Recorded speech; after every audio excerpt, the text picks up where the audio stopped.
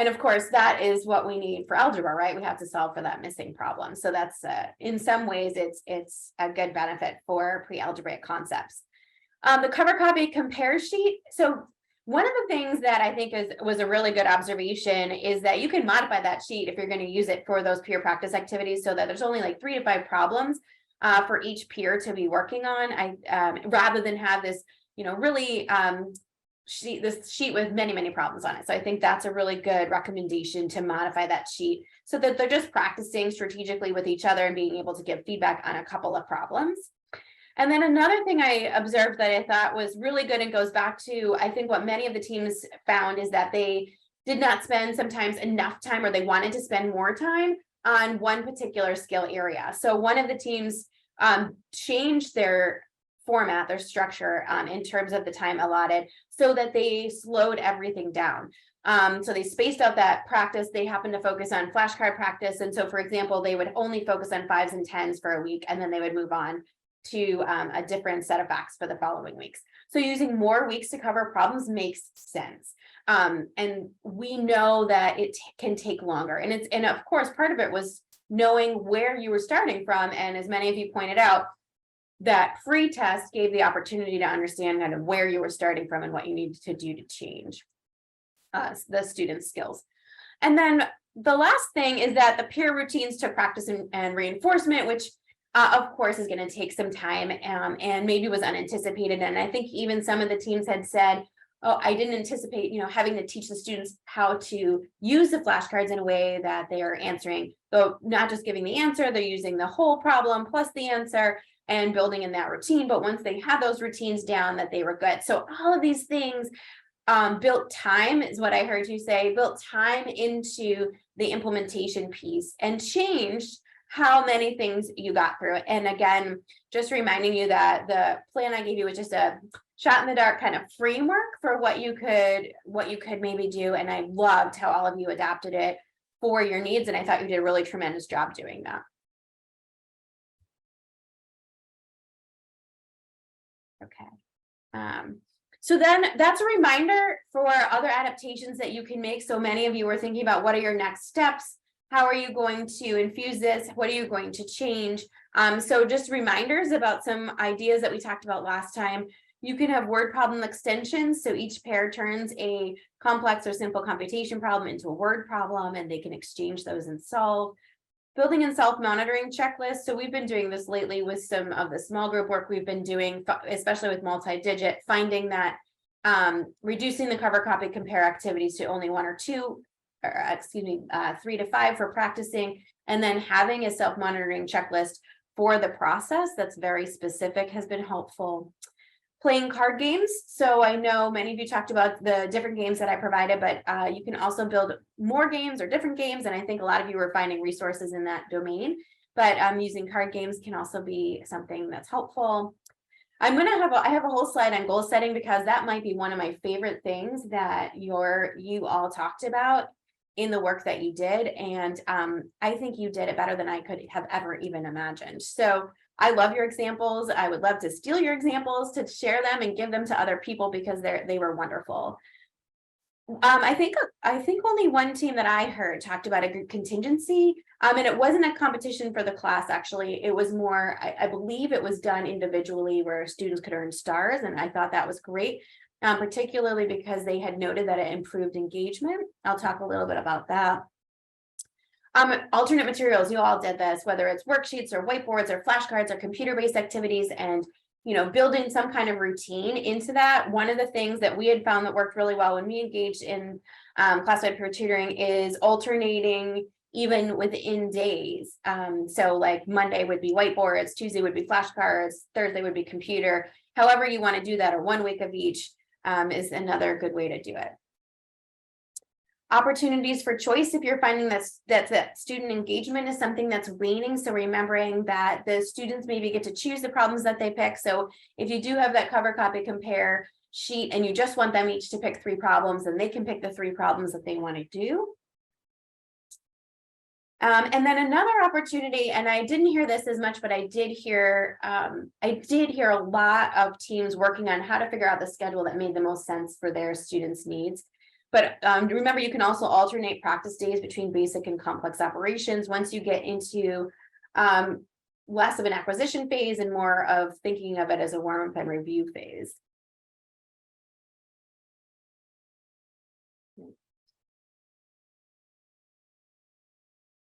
Eventually my slides will advance here.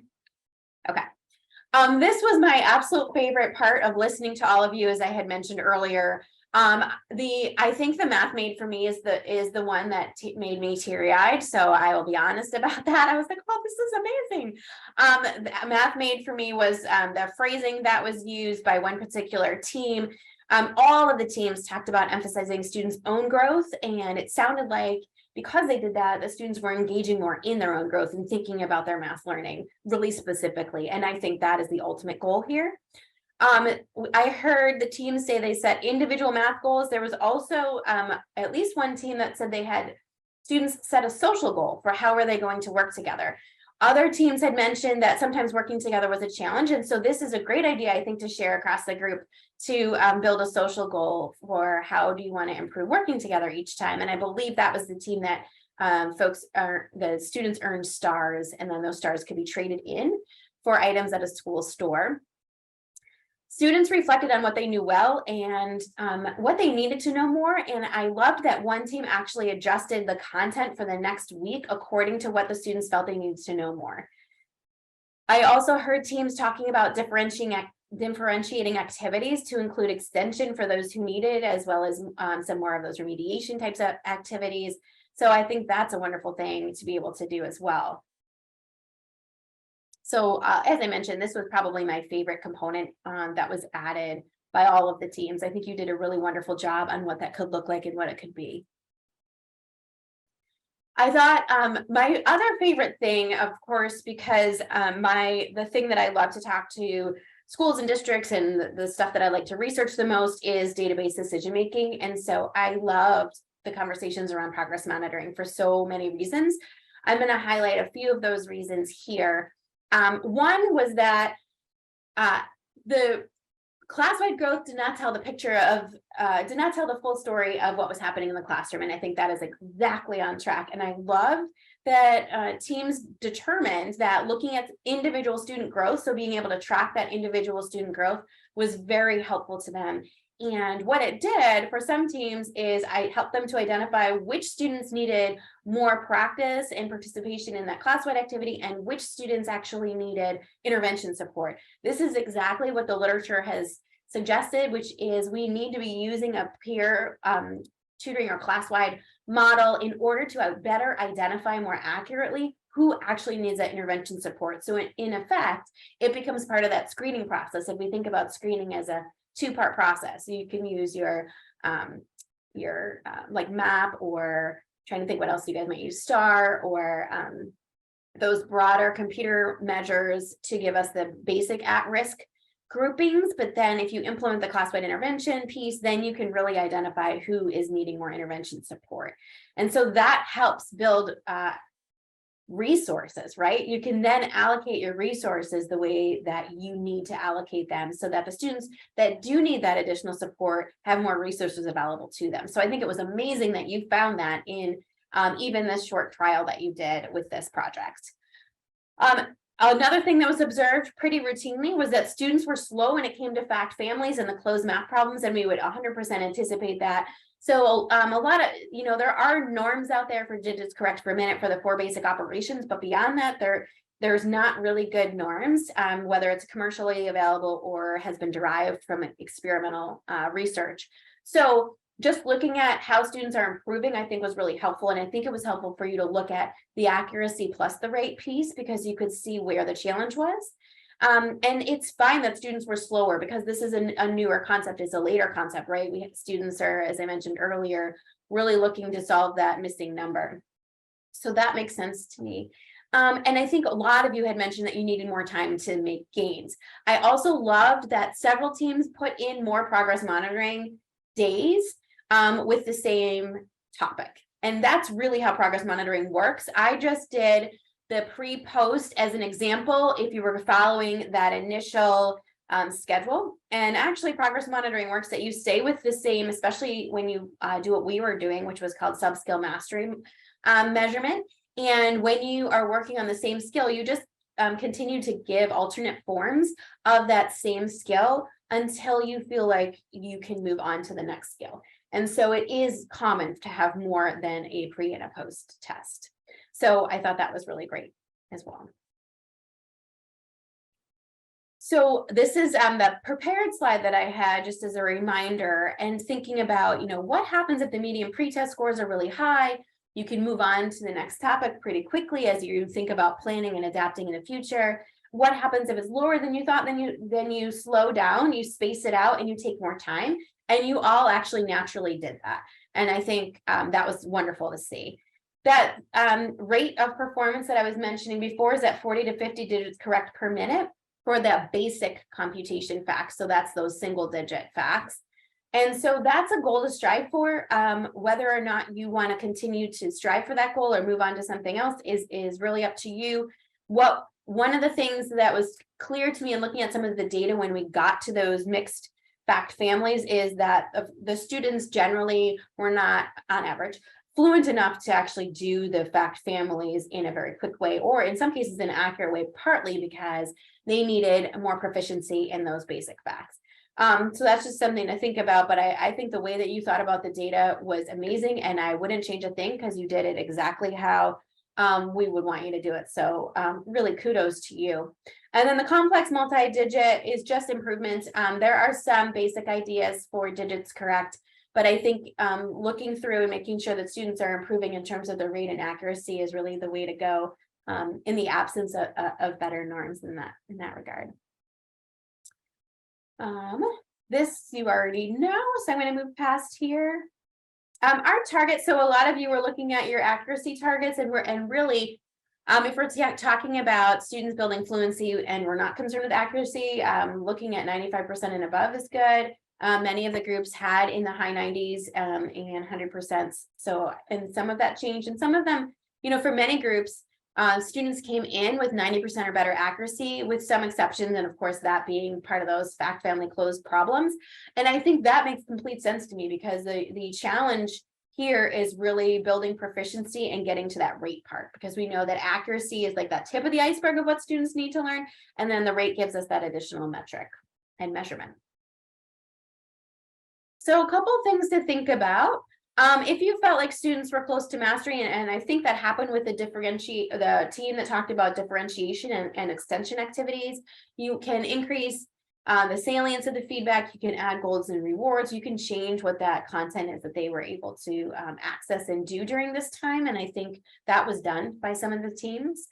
If students are struggling to grasp content, you're going to scale back, work with prerequisite skills, build self-monitoring checklists, or just as many teams noted, they need more time to practice with the operations than they anticipated, and that is completely expected and typical. And then if student engagement is a problem, we heard lots of opportunities for different ways that students involved. I think almost every team involved goal setting, but how reflection was used, choice was used. We heard a couple of different ways to use rewards.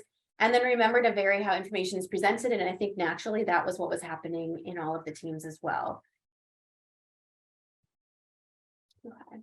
So one of the things to think about as you proceed forward is to consider what skills are present or absent in your students' repertoire, and what does it look like. So if you are working with those simple computation problems, basic facts, are students accurate and fluent with those operations?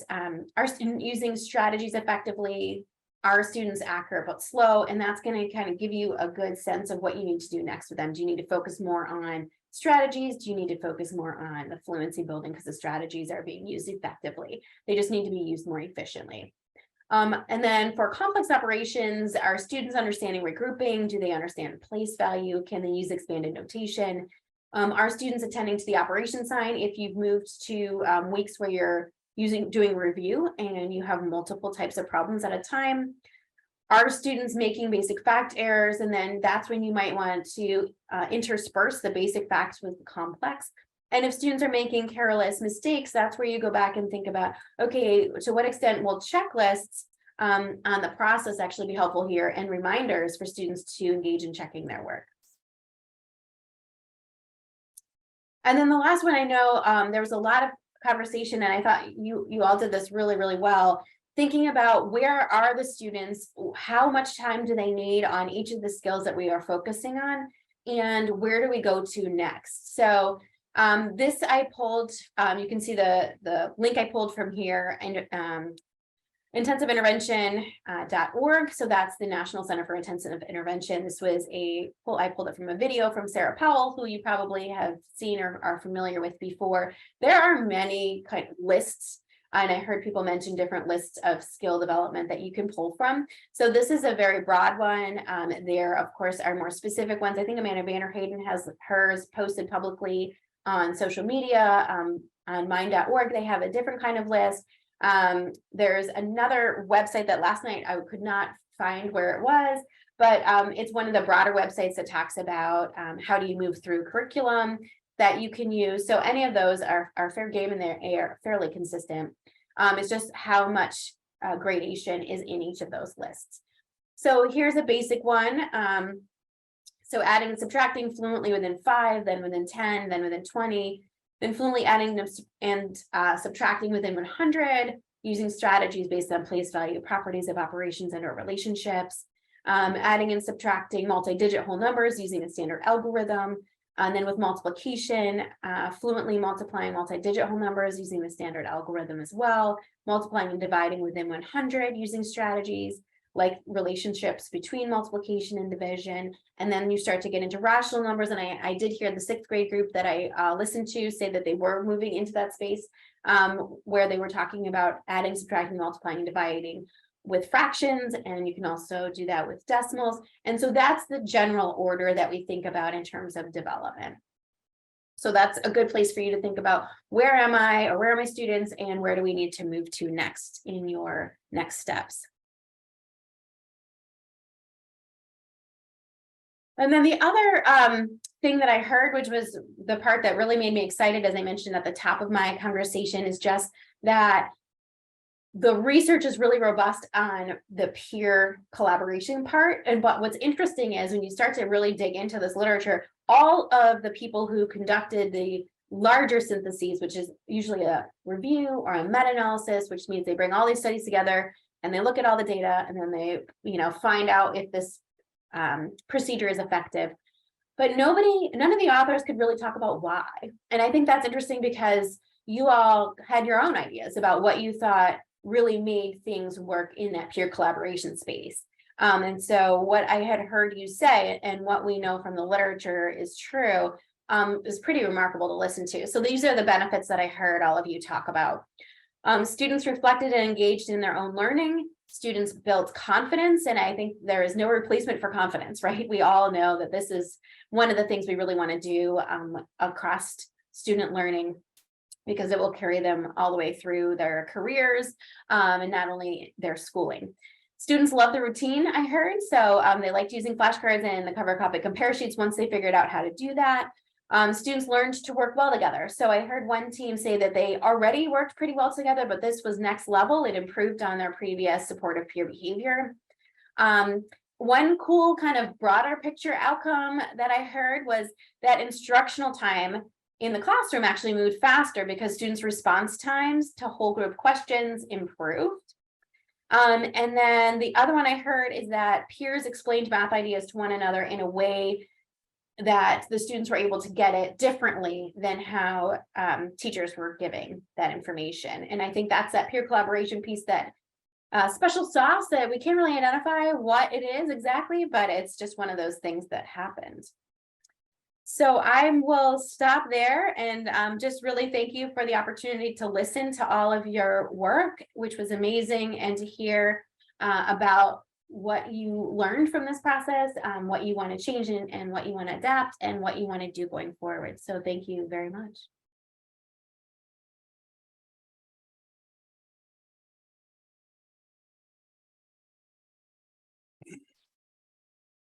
Dr. Conning, thank you.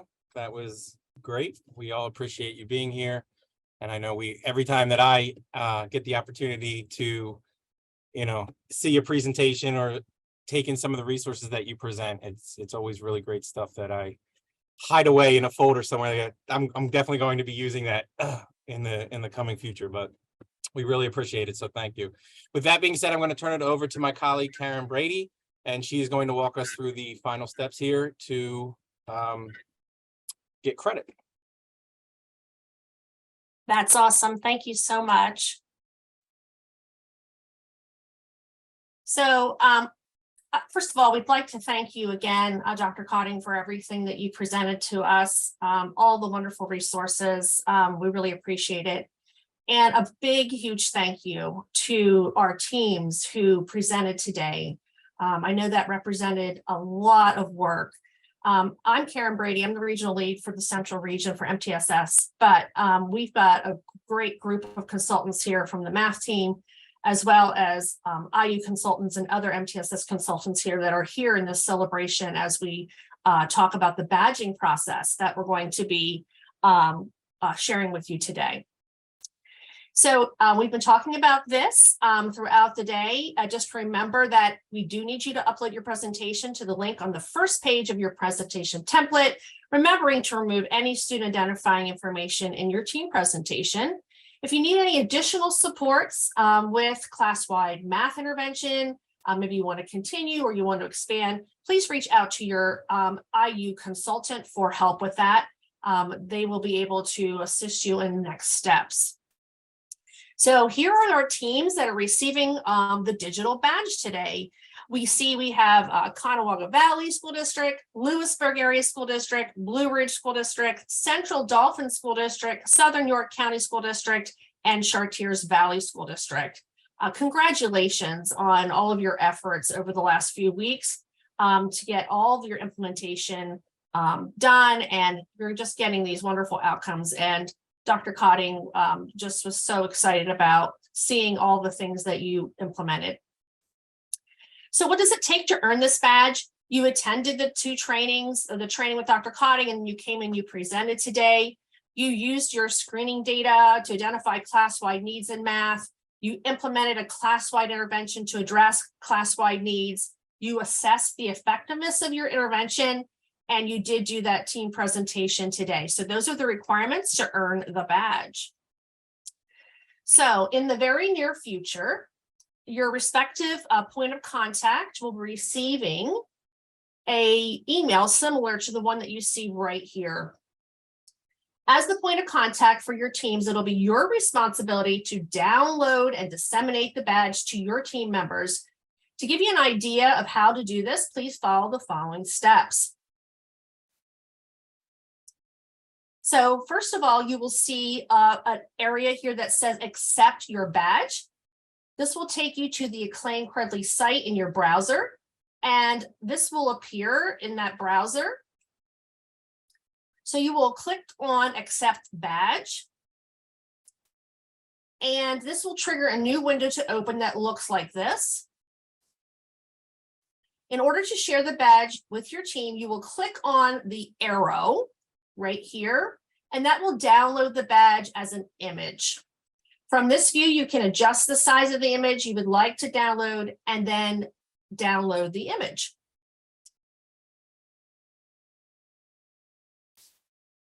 Okay, so pretty easy. You just hit that download button with the arrow and then just hit download image. So after you've downloaded the badge from Credly, you may choose to display your badge in a variety of ways. In our digital world, you can make considerations to attach this badge to your email, social media accounts, or even your district websites. We strongly encourage you to celebrate your efforts of your team this year in the virtual world and the brick and mortar environments. So some ways to celebrate your efforts could include printing buttons, posters, magnets, or banners to display your well-deserved badges in or on your building grounds. So please celebrate with digitally and then also in your brick and mortar setting. Again, if you're interested in securing training and technical assistance support around future endeavors around Classwide Math Intervention, please contact your MTSS IU consultant who can help you get the right supports.